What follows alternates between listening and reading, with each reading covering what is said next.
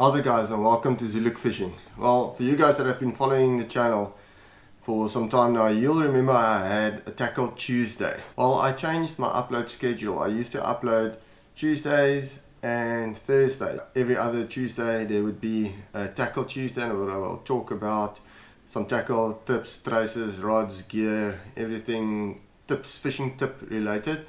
And on Thursdays there is a fishing video of some fish.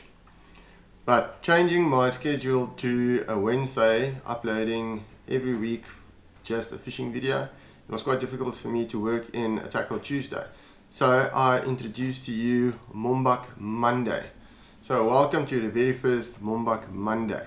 So the topic of Mombak Monday this week is the Horizon Zero range. So this idea actually comes from one of the subscribers, so thank you Warren Chapman for the idea. I did a video in the past with all my rods and reels and the combinations that I use, but I didn't really go into depth on what each rod is made for and its features and its specific design for what it is made to target for and what reel to pair it with. I just talked about my arsenal and how I use it and how I implement it into my fishing. What this video is all about and the plan for the next few weeks is I'm going to take the whole Horizon Zero range. I'm going to upload one video discussing one rod, maybe two rods at a time if they're quite similar. But the idea is to discuss one rod, to tell you guys the exact reels, what to pair on each specific action in the Horizon range, as well the best braids that suits the best, and then what targeted species are they made for and what conditions you want to use the rod for, so that you guys know exactly what rod to buy in the Horizon range. So the idea is, if this goes down well and you guys kind of like the idea, is to take the less expensive rods and then we look at rods like the Equinox, the Solars and everything in the Assassin range. I'm doing the Assassin range rods because that is my preferred brand, that is what I use. Assassin does not pay me to do these videos, just to clear that up with you guys. It is purely because I use these rods, these are my preferred rods, and I get a lot of questions around Assassin rods, braids, reels and what combinations to use. So this might help you guys in the future when you're buying a new rod.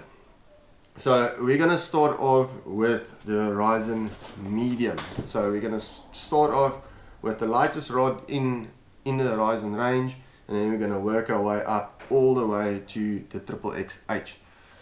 So let's jump into the video.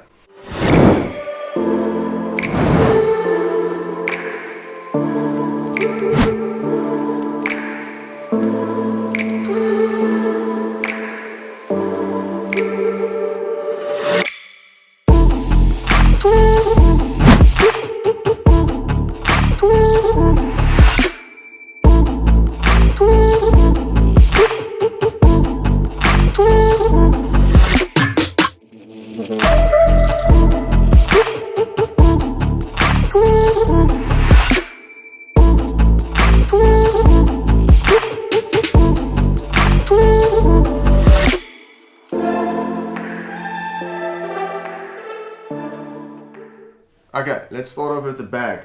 Obviously, like all the rods in the Horizon range, it comes in a very nice and neat and tidy tackle bag. So it's got a nice strap here, carrier handle and a real robust zip for your carry bag, so it won't corrode or rust or get stuck or anything. It's really good quality. But we want to talk more about the rod. The Horizon Medium is an edible rod, so you're going to use this to fish for edibles, mainly scratching for edibles around the rocks, maybe in the surf zone, but it is mainly designed for edible fishing. It is an absolute magnificent rod for fishing for edibles, from the thin rod design, the lightweight, the casting abilities, and especially how sensitive it is. But not only the sensitivity of the tip that makes it so incredible, it is the parabolic bend that it has right through And the main feature, and I've mentioned this quite a lot of times in my previous videos, why a parabolic bend is so important when you're fishing with braided lines, especially when you're fishing for edibles. Parabolic bend is an even bend straight through into the butt section. That has a lot of give in the rod, and it absorbs all the head shakes of the fish, allowing you to land more fish and have less hook pulls. It is really important, guys, so that the rod has that flex in it and not tear hooks easy. You can imagine if your rod is too stiff, that rod is not going to have the give that it wants once that fish shakes there, especially in close when there's minimum distance between the fish and you. You're quite direct on that fish, and you might have more hook pulls if your rod is too stiff. Let's get into some features of the rod and what we're going to pair it with. I'm not going to go in too much detail or too much of the technical stuff, too much technical detail. The main feature of the video is to know what to target with the rod, what reel to pair it and what braid to use it, and not about the technical stuff as much. But you have to know a couple of features of the rod and why. Just waiting for the train. Well, obviously it's fit. It has the signature stainless steel fitting at the bottom with a nice assassin logo on. What I do like about the Horizon range is that the butt section at the bottom is really short. It's not that long, so it's really comfortable while fighting a fish and in your cast. Fitted with a Fuji reel seat, and then obviously comes out with your bionic finger already fitted. Then EVA grip. I prefer EVA grips. They're just really awesome. They're lightweight. They don't give a lot of extra weight to the rod.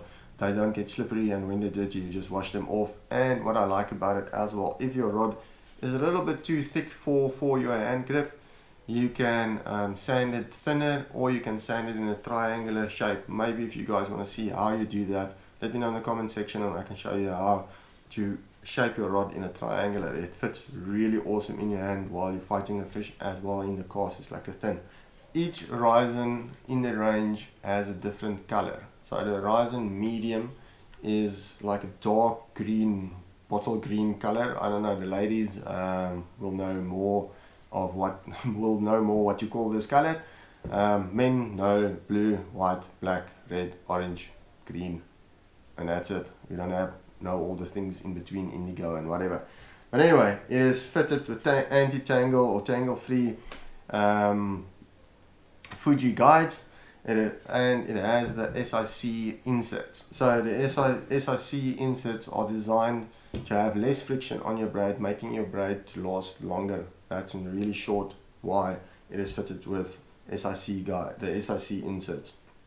Like I said, I don't want to go into too much technical stuff. It's just plain forward, and it's about how you're going to use the rod and where you're going to implement it. The rod's total length is 14 foot. It is a 3-piece rod. It joins with a spigot joint. The spigot joints, I love them. A lot of guys ask me as well, why doesn't the spigot joint go all the way to the blank? Well, let me just show you guys what I'm talking about. Turn this around so I have some space. Oh, you can see there, that joint doesn't go all the way to the blank here, and a lot of guys want it to be flush, and that is part of the design. It shouldn't be all the way up to the joint. It is designed to have a little space, because over the years, as you pull your rod out and put it in again, it will get a little bit thinner, or this will work out a little bit, and guys, I'm talking about it's decimillimeters.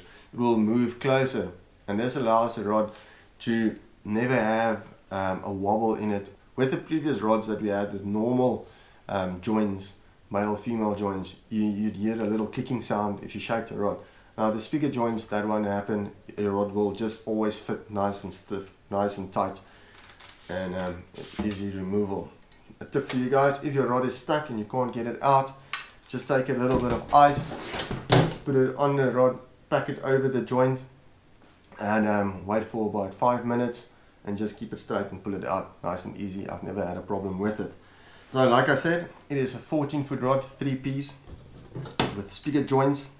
The PE rating on the rod of the recommended line weight for the rod via Assassin is a PE2 to PE3. That means it's 30 to 40 pound. Well, you're not going to go into too much detail of the PE ratings and how PE rating works, but every braid has a different PE rating, and that's the most accurate way of measuring the breaking strain of braids. It's also rated 2 to 4 ounce, and this is only indications of what you can throw with the rod and what braid you can use with the rod. It is not hard set force rules. It's just an indication of what weight class and what braided lines the rod performs the best, but you can adapt to your style of fishing as well if you want to. And then just another thing, and it's a question that I get quite a lot, when the guys are recommended weight class on the rods, they occasionally will ask me, does 2 to 4 ounce mean that if you use a 4 ounce sinker or if you use a 3 ounce sinker, the total weight should be 4 ounce, or is the total weight 4 ounces with the bait? No, it's just the sinker weight. So your bait can be of any size, it's just a sinker. So the 2 to 4 ounce is just a sinker without your bait, if that makes sense. Like I said, it's just an indication. If the rod can handle a 5 ounce as well. I've thrown 5 ounces as well. The 4 ounce optimal weight, and it performs the best for my style of fishing and the areas that I am fishing. But if you're fishing shorter gullies, shorter throws, you can throw, or if the water is really flat and you're fishing really sensitive fish like bluefish or bronze bream, as most of the guys know it, you can go to like a 2 ounce or a 3 ounce. But in the Southern Cape where I fish, we usually make longer throws for galjoen and for bronze bream. So I like to use a 4 ounce, and there's always a little bit of wind, so the 4 ounce throws really well. Sometimes I'll throw a 3 ounce if there's not a lot of wind and I don't need to throw too far. But for my style of fishing, a 2 ounce never, I don't use a 2 ounce ever on this rod. It's just simply too light. So where I use this rod is I use it in the surf to scratch for cob if I don't need to throw really far. Like I said, that parabolic bend on the rod is amazing. For your general cob fishing, shorter throws, if there's not a lot of wind, although I get a good distance with the rod. If I want a lot of distance, I have other rods that I can use, but if it's not a long throw, the medium works quite well in the surf for cob, white steenbras, Baardman, tassel, or Baardman, also known as tasselfish or Bellman. That's the main species that you will use it for from the surf in the Southern Cape area. Then if you go to the rocks, it is an excellent rod for galjoen, great rod for bronze bream. You can use it for a little bit of red Roman, and if you hook a cracker while fishing for galjoen, this rod will handle it with ease, especially with the soft parabolic bend that it has. If that cracker goes through the rocks, don't hold it too tight, just let it go, and as it goes through the rocks, the rod will absorb a lot of the tension. Let that fish go, basically free spool it, and as you feel it stops, you can just slowly wind it back and it will come through on the path again, and you will land that fish most of the times. Guys, remember, most of the times.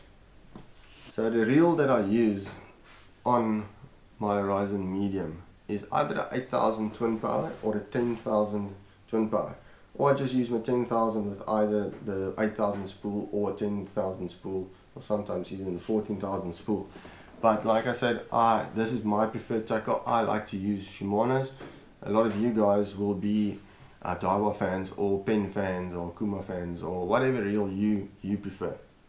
I'm just going to talk about Shimano, Pen and Daiwa. If you want to go in the Daiwa range, you'll use 6,000, I think they're 6,000 or 6,500s. In the pens as well, it's 6,500. So I know the models are sized differently from Shimano. When Shimano, you'll use a 10,000 or a 8,000, and with the pen reels you'll use a 6,500, and with Daiwa you'll use a 6,000 I think it's yeah, and with Daiwa you'll use a 6000. If you're not completely sure of the sizes, you can just compare the size of the reel to a Shimano and you'll know the size. It needs to be similar size. You don't want to use a 8000 Daiwa or a 8500 pin on this rod. It's going to be way too big. You don't want to use a 20,000 Shimano range reel on this rod. It's going to be too big and it's going to be outbalanced. You're not going to get the best performance out of the rod. My preferred braid to put on this on my reels is a 30 pound. So I like to fish two braids when I'm using the Horizon Medium. I like to have one reel with 30 pound ultra tough. So ultra tough is a US spec braid. That means it's got a different rating, so the breaking strain would be slightly higher than a normal 30 pounds, so it will break at like 45, 46 pounds. So where I use it is in the rocks when I'm fishing for Galjoen, in between the bricks and fouler type of areas where it can take a little bit of punishment. When I'm fishing in the surf, I like to go like a 30 pound camo covert. It is a slightly thinner braid, a little bit softer, and it is a true breaking strain of 30 pound. So that will mean the braid is a lot thinner than 30 pound ultra tough. But in the surf, I don't need a 30 pound ultra tough, where there's nothing that can cut me off or break or any structure in the water that's going to interfere with my fish. So I prefer to use a 30 pound camo covert. Alternatively, I'll use the new JDB 30 pound Ultra Tech. There's also a thin braid made for casting, getting a lot of distance. On the reel sizes, you need to be really, you need to look at what you're going to do and where you're going to fish. A 6000 Shimano, which will be like a 4500 or a 5500 in the pin and Daiwa range, is too small. You can use it if you're fishing really short and you don't have a lot of, you're not going to throw too far. Then again, you might as well just use 8000 or a 10,000, going to do the same job. Why I don't like the 6000, the spool is a lot smaller than on an 8000 or a 10,000 size reel, so it makes the reel a lot slower. Fishing in the rocks, you're going to get more stuck in it, you're going to battle to wind into the fish. If you're fishing in the surf with the 6000, if you're standing ankle deep in the water and you're just lobbing it, the 6000 might work, but then you can do that with the 8000 or 10,000 as well. Don't need a 6000. Then if you want to make a longer throw and you need a little bit of a wade, once you made a long throw and you come back, that spool is going to be really empty, because the 6000 spool, 6000 is a really small reel. So that's why I don't like to use a 6000. I go to 8000 and a 10,000. And for that same reason, I don't like to use my 8000 spool on the rocks when I'm fishing for Galjoen and any edible fish on the rocks. I like to use my 10,000 because the spool is a little bit bigger. At each wind there's more line going around the spool. That makes your reel seem faster. If you go 8000, you just wind and you don't get the speed that you need to get over the rocks and don't get stuck, and even into winding into a fish. In the surf it's fine. 8000 works perfectly. You can use a 8000. If you want to use a 8000 on the rocks, now that's a Shimano, remember guys. If you use a 8000 on the rocks, go with the XD. I think it's the XD or the HG. That's the high gear and not the power gear. But I prefer to use power gear reels, so that's why I'm using the 10,000 spool on it. My recommended reel sizes, just to sum it up, would be in the Shimano range, 8000 or a 10,000. Using it in the surf from the rocks, I'll use a 10,000. Using Daiwa or Pen, the ideal reel would be a 6000 and a 6500 in the different reel sizes on Pen and Daiwa. I wouldn't go any smaller, I wouldn't go any bigger. That's the optimal size and balances really well with the rod. Now there's something that I want to share with you guys that I use this Horizon Medium for as well, and it's overlooked a lot of the times, and I don't think a lot of people do it, and that is to throw lures with this rod, especially if you're using hard jerkbaits like newbie lures or bull minnows. It throws it really well. You throw this lure with 11-foot rod, which is the norm. You usually throw paddle tails in the surf and spoons with 11-foot rod. If you're going to throw this lure on an 11-foot rod, you're not going to get that power out of the rod, out of the rod to throw this lure really far, especially if there's a little bit of wind on the side and from the front. Throwing it with the 14-foot medium gives you a hell of a lot of more distance, and you can reach that bank where you need to get it. It's light enough to throw it, and it is long enough to get the distance. It is it really works well. And really consider getting yourself a horizon medium when you want to throw hard baits like this for carp, spoons, and even clone lures. Guys, you throw this thing a mile. When it comes to distance, no rod that I've ever used comes close to where I'm throwing a lure with the medium. So guys, there's a lot more to the rod than just scratching for edibles on the rocks and in the surf.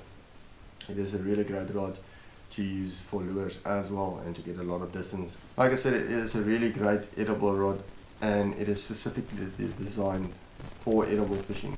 If you want to see what the price of the Horizon medium is and the whole Assassin Horizon range, there will be a link down in the description to Still Fishing. You can click on the link, follow it, and then you can check it out. There's a lot more tackle there, and yeah. So yeah guys, if you want to see more of Zulu fishing, consider subscribing to the channel, hit the like button, share this video, and if there's anything that I missed and anything you want to know more of the rod and what to use, you have any suggestions, put that down in the comment section, and I will see you guys on Wednesday. Cheers guys.